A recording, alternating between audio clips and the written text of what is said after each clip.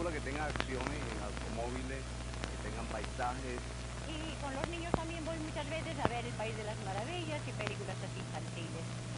Oh, sí, o sea, me gustan las películas que exactamente llevan un mensaje, ¿entiendes? Películas de guerra, esas cosas, ¿no? Sí, espionaje. Las películas francesas me gustan mucho.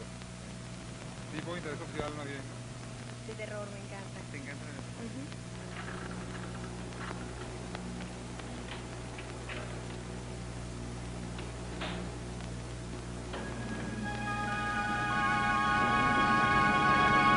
En un primer momento, vivían los waraos en un sitio donde cazaban y hacían muchas cosas. Entre ellos había un muchacho. Era buen arquero, con puntería certera. Un día le disparó a un ave y erró. La flecha, al huir del blanco, fue a enterrarse en el suelo. Cuando la encontró y la atrajo hacia sí, dejó un gran orificio en la tierra. Al ver a través del hueco, el joven descubrió que había otra tierra abajo.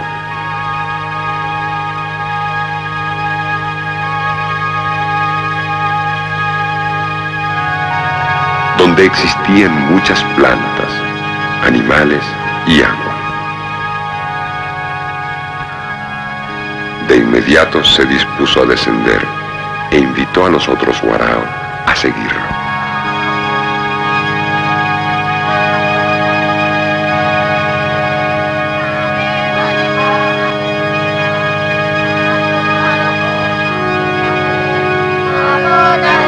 Bajaron y estaban muy contentos por la cantidad de alimentos que encontraban.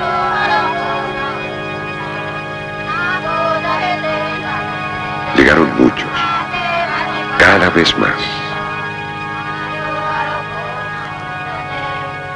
Después, una mujer embarazada trató de bajar y se quedó atracada en el agujero, obstruyéndolo, no permitiendo, desde ese momento, que bajara ningún otro warao. De ella salió Cura, que permitió el surgimiento de la estrella matutina y vespertina del cielo. Desde ese momento, los warao están en la tierra donde encontraron muchos alimentos: yuca buena, moriches frondosos y fértiles, peces, ocumos, manacas, cambiando desde ese momento la vida de los warao.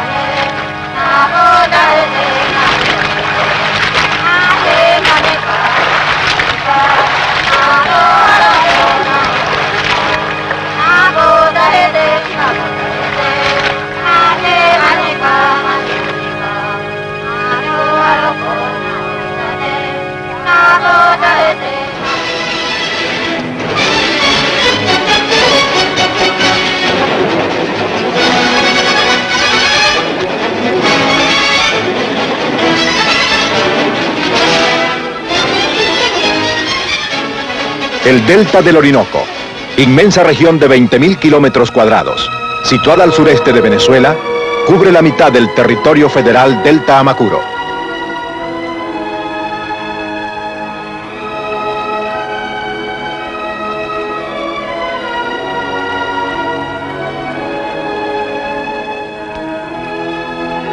Durante las intensas lluvias, las crecientes del río Orinoco y sus caños inundaban enormes áreas de tierra fértil, llevando la destrucción a pueblos y cultivos, convirtiéndose así en la principal causa del estancamiento al que se hallaba sometida la región.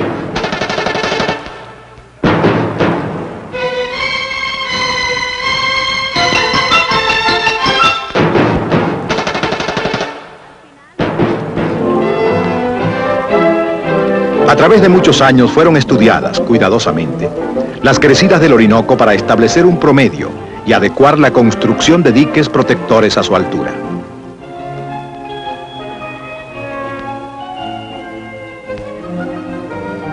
Luego se procedió al reconocimiento topográfico.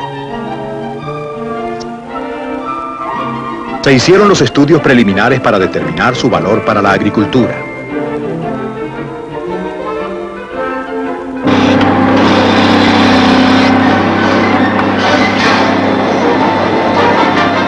Se emprendió así la construcción de un complejo sistema de regulación de las aguas para poner fin a la desastrosa situación anterior.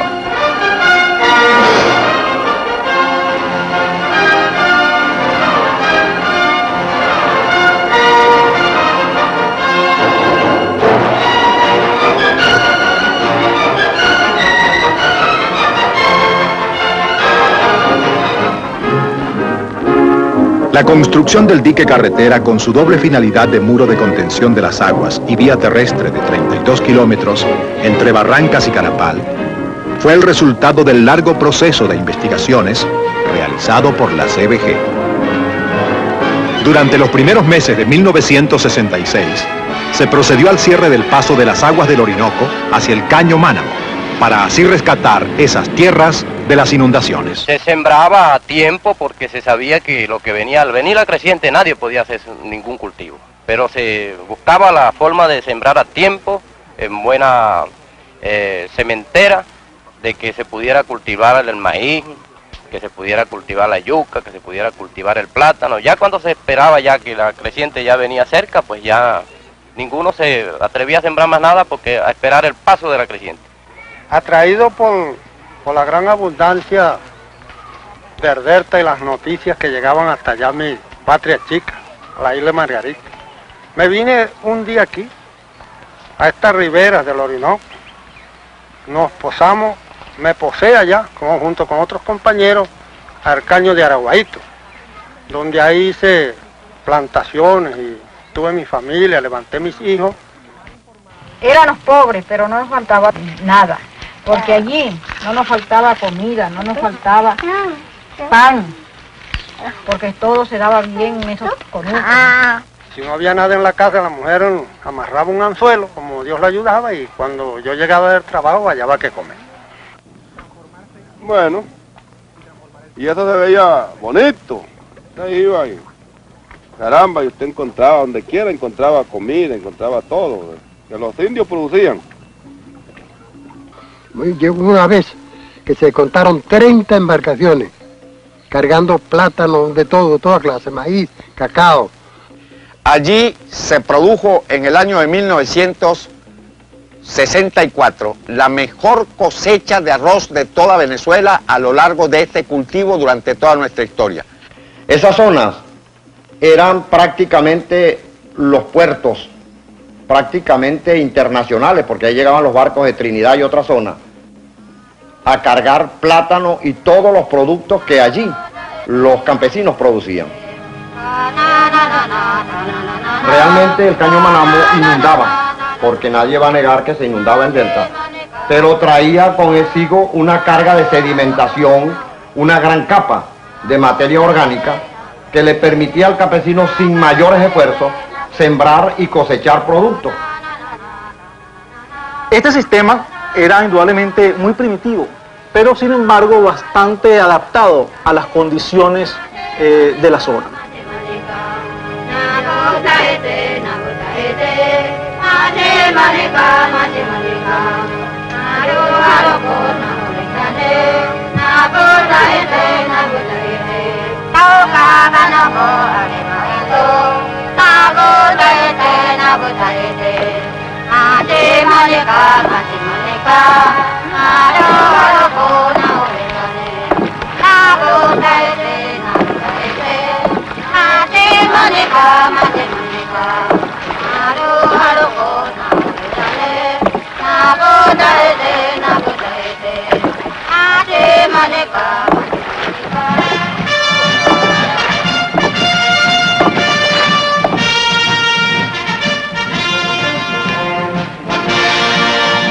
se construyó una doble pared de tabla estacas de 500 metros de longitud.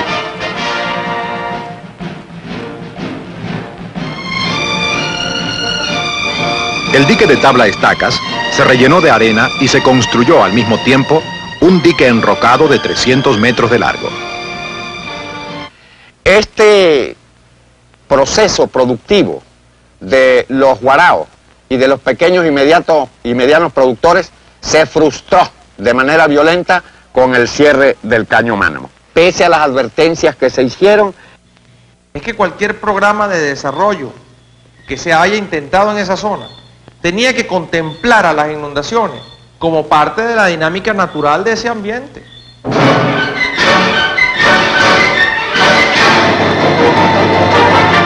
Dos potentes dragas extrajeron del fondo del caño la arena necesaria para rellenar y fortalecer la ataguía capaz de soportar el máximo nivel de la creciente.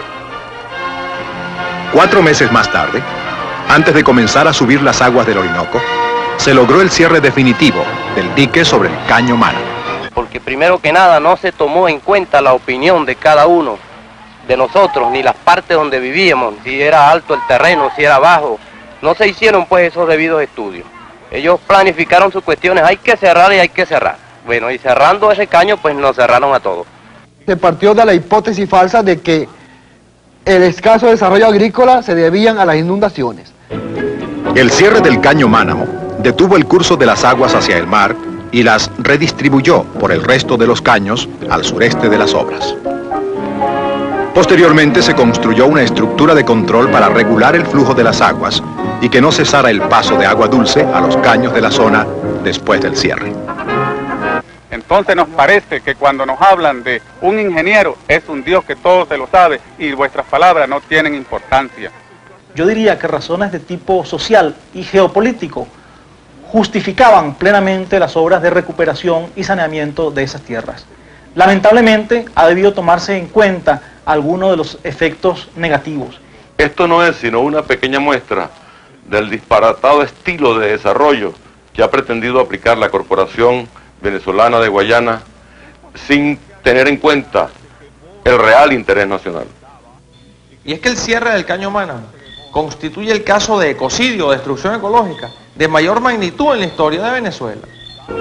Los llamados diques marginales se extienden por la orilla del Caño Mánamo, desde Boca de Macareo, y luego continúan a lo largo del Caño Tucupita. Constantemente por la radio, el doctor de León, desde Caracas, tenía un eslogan a los campesinos de este caserío, donde decía que si los deltanos, se refería a los deltanos, pero sobre todo a los de Macareíto, que si seguíamos trabajando empíricamente, las tierras tendríamos que abandonar estos lugares y irnos a otra parte a trabajar. Cuando se menciona el delta del Orinoco, surgen de inmediato dos opiniones diametralmente opuestas. Unos opinan que es una zona extraordinaria que puede convertirse en el granero de Venezuela o al menos en el granero de la región guayana. Otros, en cambio, piensan que es un área que no ha debido ser tocada debido a que iba a ocasionar una serie de alteraciones en el ecosistema que a la larga iban a ser perjudiciales. Para dejar completamente a salvo de inundaciones a la ciudad de Tucupita y zonas adyacentes, se construyeron diques marginales con una longitud de 71 kilómetros. Esto hace un total de 145 kilómetros de diques.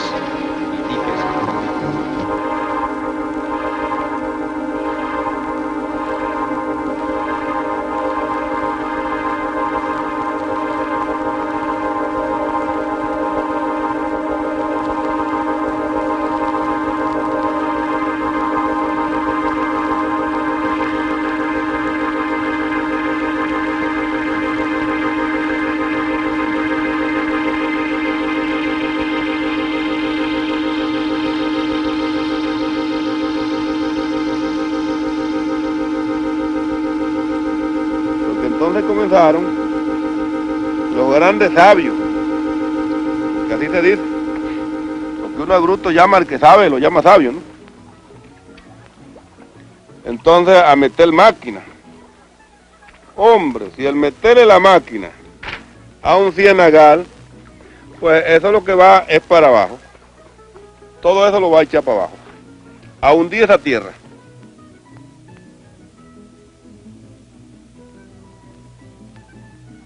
Los suelos del delta están constituidos por una capa de materia orgánica en el horizonte superficial. Lamentablemente, debajo de esa capa de materia orgánica y a mayor o menor profundidad, de acuerdo al área, existe una capa de arcilla marina. Esta arcilla marina es rica en pirita, o sea, en sulfuro de hierro. Esto no es ningún problema cuando anteriormente los suelos permanecían inundados, ya que esa pirita se mantenía en estado reducido. Sin embargo, posterior al cierre, esta pirita se ha oxidado porque el aire le llega mucho más fácilmente que con anterioridad. Al oxidarse esta pirita se produce una reacción química y la consecuencia de esto es que los suelos se acidifican notablemente y los cultivos que se siembran en estos suelos sufren por toxicidad, principalmente de aluminio, y llega un momento en que si esa toxicidad es suficientemente alta, no puede desarrollarse ningún cultivo.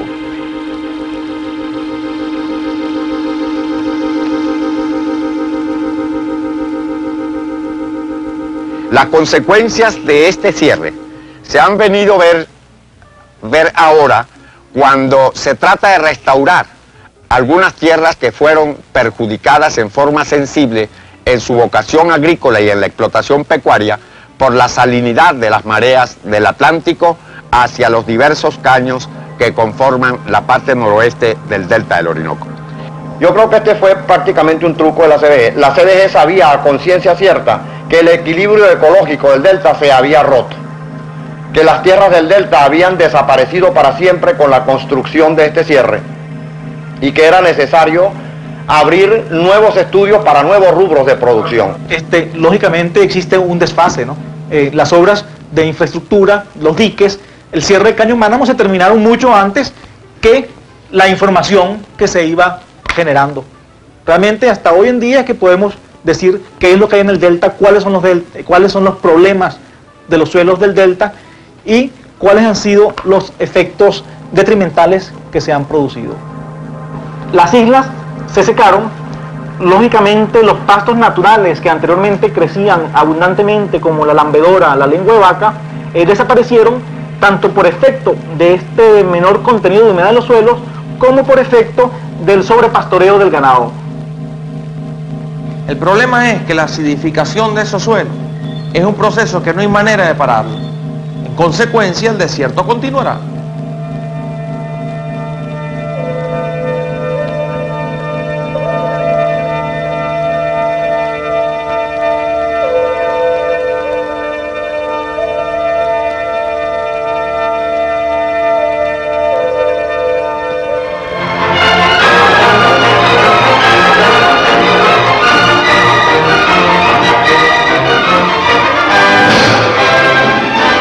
En la margen izquierda del Caño Mánamo, a la altura del cierre, se removieron 900.000 metros cúbicos de tierra para instalar las bases de la obra.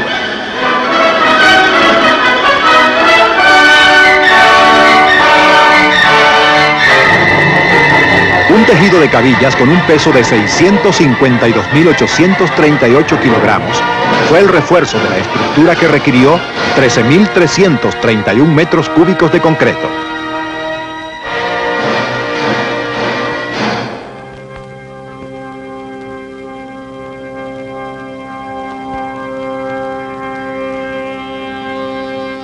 Otras consecuencias negativas del cierre del Caño Mánamo es que en el área no protegida del delta superior, como consecuencia del cierre, lógicamente el nivel de las aguas del otro lado del muro se elevaron y no bajan en ningún momento.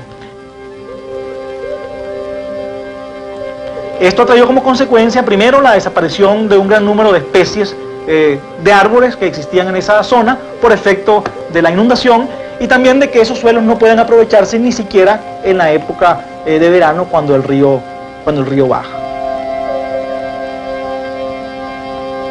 La verdad, cuando uno tiene años en un lugar y ver compañeros, ver el otro, que tiene su trabajo usted, lo tiene el otro, lo tenemos todo, estamos felices allí.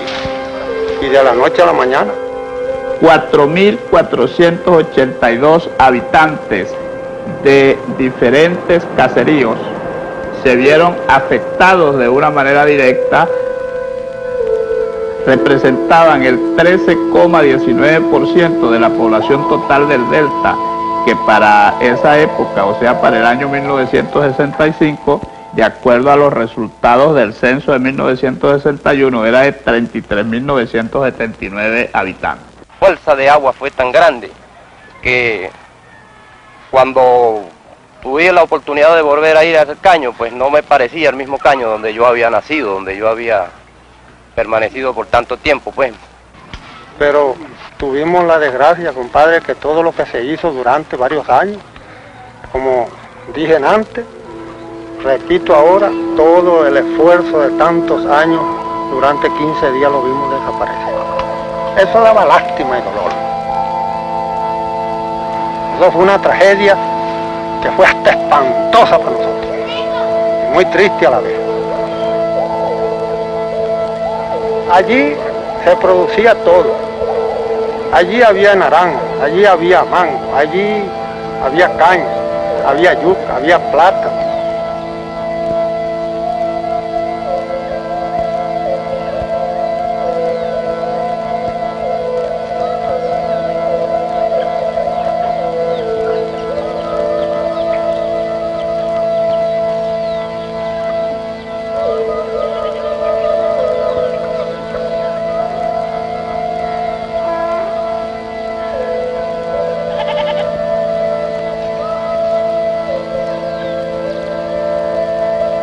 Yo no podía más que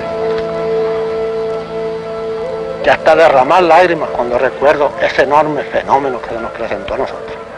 Eso fue triste, compadre. Eso fue triste y lamentable. Las gentes que vivían allí y que habían logrado a través del tiempo crearse un pequeño patrimonio económico representado en sus haciendas de cacao, haciendas de café, algunas pequeñas plantaciones de coco, etc. Todo eso les fue prácticamente arrebatado.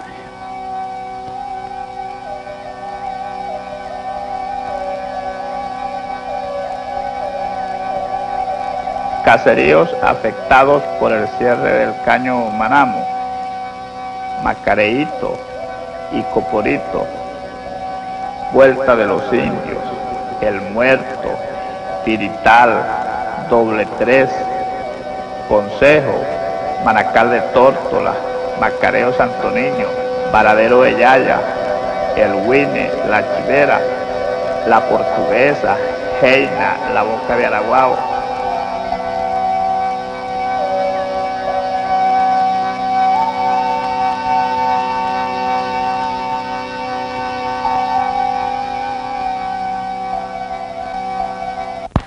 No hubo pago a lo último que fueran adecuados, porque los pagos fueron cosas mínimas, porque uno no le podía reclamar a nadie. ¿A quién le reclamaba? A ninguno.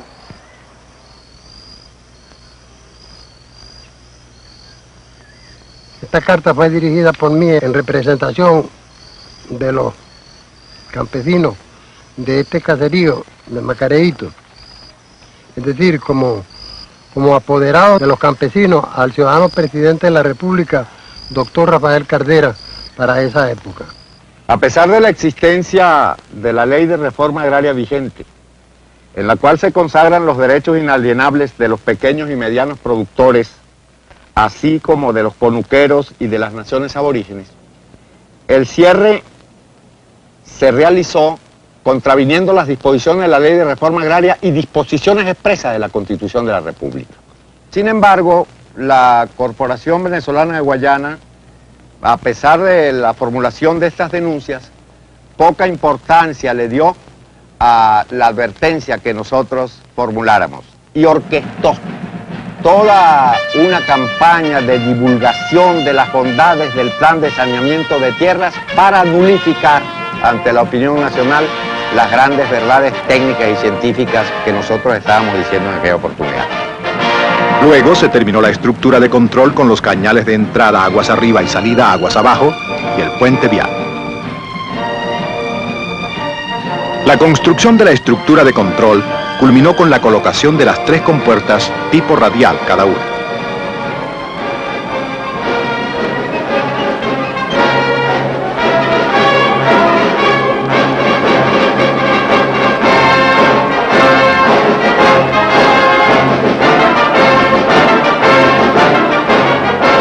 Por ellas pasan las aguas reguladas del Caño Mánamo. Volumen de agua cuyo paso es regulable desde el puente de Mánamo. Después de 10 meses de incesante trabajo, la terminación de la estructura de control se logró en octubre de 1967. En esta forma, el hombre logró dominar las inundaciones y rescatar para el desarrollo agrícola una extensa región de 390.000 hectáreas. Todo gracias a un adecuado control de las aguas.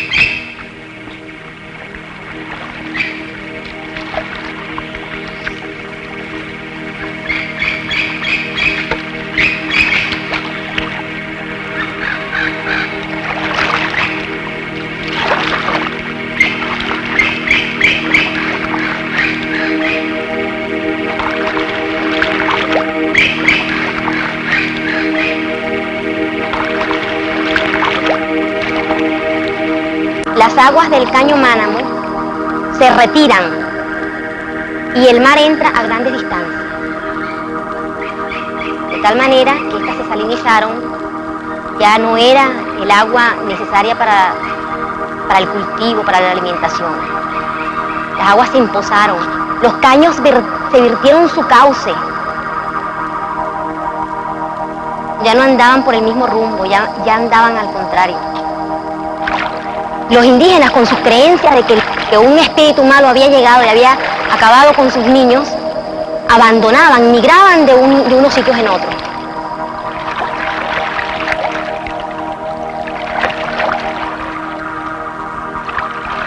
Encontrar rancherías completamente quemadas. Y así una y otra y otra.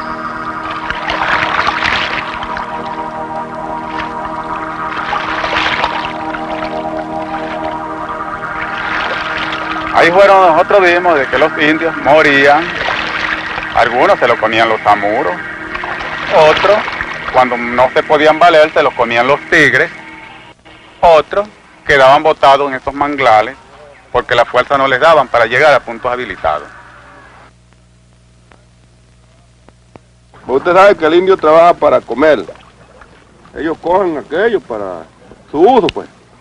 Pero al menos vivían de su sudor. Ellos vivían y trabajaban y no le estaban mandingando un medio a nadie.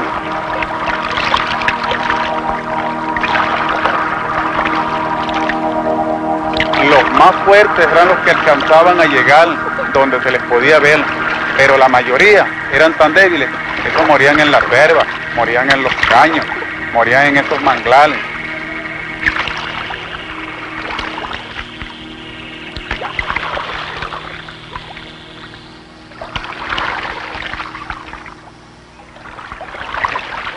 El tigre comió y engordó por causa de cadáveres de indios, que me consta porque los vi en la boca de los tigres, que los tigres se los comían en la huerta de Yabajivaca. Ahí se los comían como comía el tigre cordero, así mismo comían indios. Y entonces no les quedó el arroz, no les quedó el ocumo, los árboles envenenados por el agua salada.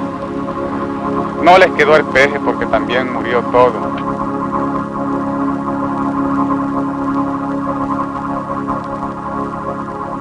Más o menos yo tengo un cálculo de muertos por todo, de 3.000 y pico de indios. Eso trajo como consecuencia la desintegración familiar del Guarao. al migrar unos a un sitio, otros a otro. Realmente parecía que el desarrollismo compensara todo el daño posible que se estaba haciendo a la población aborigen. Ahí no se manifestó ningún interés, o prácticamente ninguno, por todo lo que estaba sucediendo en las comunidades indígenas, por las muertes, por el hambre, por todas las atrocidades, porque sencillamente era el desarrollo inevitable, el desarrollo obligatorio para el país. A esta se le murió uno. A aquella se le murieron 3. A aquella otra 2.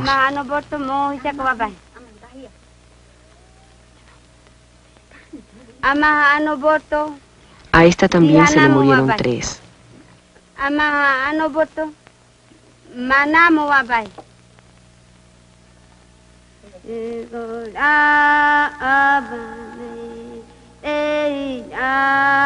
Antes, el agua corría normalmente y había mucha pesca. No se nos perdían las cosechas. No éramos pobres.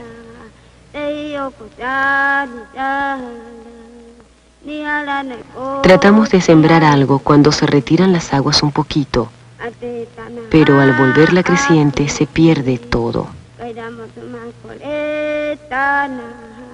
Todos mueren por culpa del agua, por haber cerrado el caño. Ahora no crece nada. Todo se inundó de agua sucia, salada, que no se puede beber.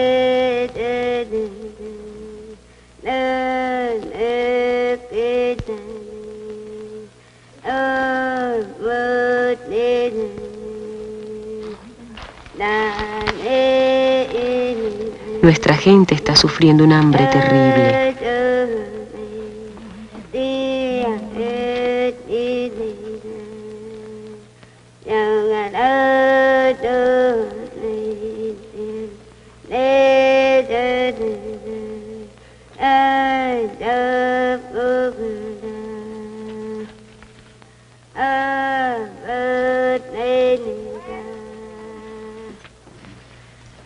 Nuestros niños se enferman, mueren con dolores, fiebres y vértigos.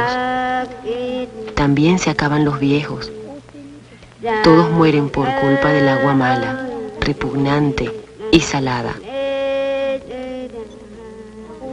No nos queda sino el hambre y abandonar nuestras tierras.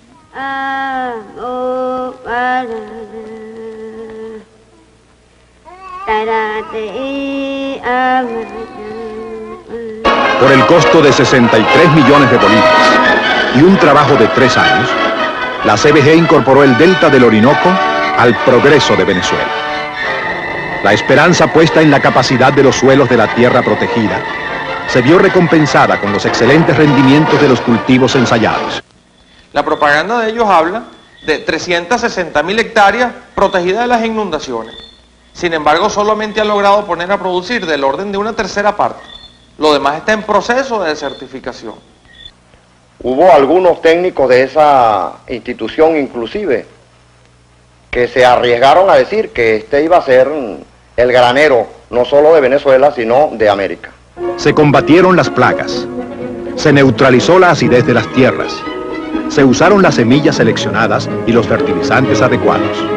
Imagínense usted que para el año 1966 teníamos una producción de maíz en este caserío de 14.400 barriles de maíz, de acuerdo con una estadística que yo llevaba. Y para el año siguiente, en 1967, no se cosechó aquí ni 500 barriles de maíz. De entre todos los esfuerzos ha destacado el éxito alcanzado por los maíces híbridos. Y para el año 78 no hubo ni siquiera un barril, no se pudo cosechar un barril. Los cultivos de maní, frijol, yuca y papas. Ellos querían que abandonaran el campo para poder adueñarse ellos a su antojo, coger las tierras sin pagarle a nadie un centavo. El algodón rindió excelente calidad.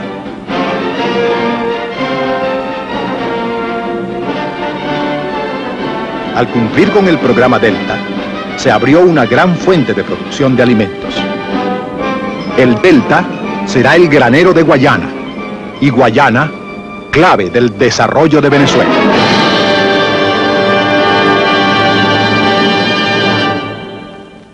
La pregunta es, ¿qué razón había en el fondo realmente que justificara el cierre del Caño Mánamo? ¿Por qué la Orinoco Mining aportó una cuantiosa cantidad de millones de bolívares en esta obra?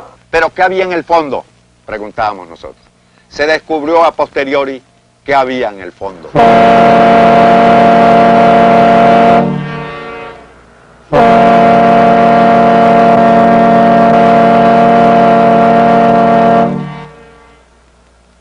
Operaban en la zona 3 compañías de capital multinacional como eran la Bethlehem Steel, la Orinoco Mine y la Iron Mine, cuyos costos de transporte del mineral de hierro les resultaba sumamente elevado si lo hacían a través del Caño Mánamo para conseguir la salida lógica hacia el Océano Atlántico.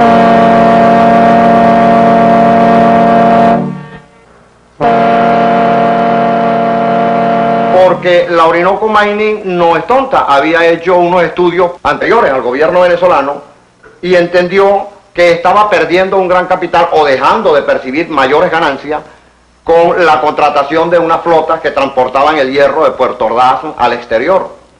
Y pudimos comprobar que cuando bajaban las aguas del río, se encallaban tanto las gabarras como los pequeños barcos transportadores del mineral hacia el Océano Atlántico. Entonces surgió de ellos la idea de que cerrando el Caño Mánamo, el nivel de las aguas levantaba y esto le permitía a la empresa meter sus propios barcos de mayor calado. Esto no es una coincidencia, como el 21 de diciembre de 1966 o 67, 1 o 2 años después de construido el cierre, que por concepto de ahorro en cuanto a transporte, la Orinoco Mining se había ahorrado casi 3 veces en millones el aporte que había dado al Estado venezolano para la construcción de este cierre.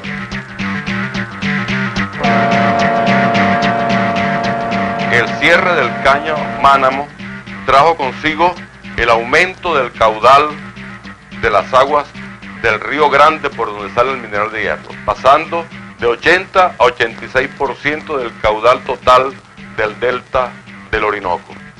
Esta confesión proviene de la empresa norteamericana que trabajó para la Orinoco Mining Company, para el Instituto de Canalizaciones y para la CBG en el diseño de ambos proyectos. Era factible entonces detectar muy fácilmente las verdaderas razones del cierre del Caño Mánamo, las cuales no eran otras que favorecer a las 3 compañías multinacionales que explotaban nuestro hierro de manera gratuita, porque nuestro hierro no les costaba absolutamente nada. No dejaban nada al país con la explotación de nuestro hierro, ni la Iron Mine, ni la Orinoco Mine, ni la Bethlehem Steel. Todo lo contrario, toda la infraestructura para la explotación del mineral de hierro fue imputada a nuestra propia nación venezolana para beneficio del imperialismo norteamericano y las 3 compañías explotadoras del mineral de hierro de procedencia norteamericana.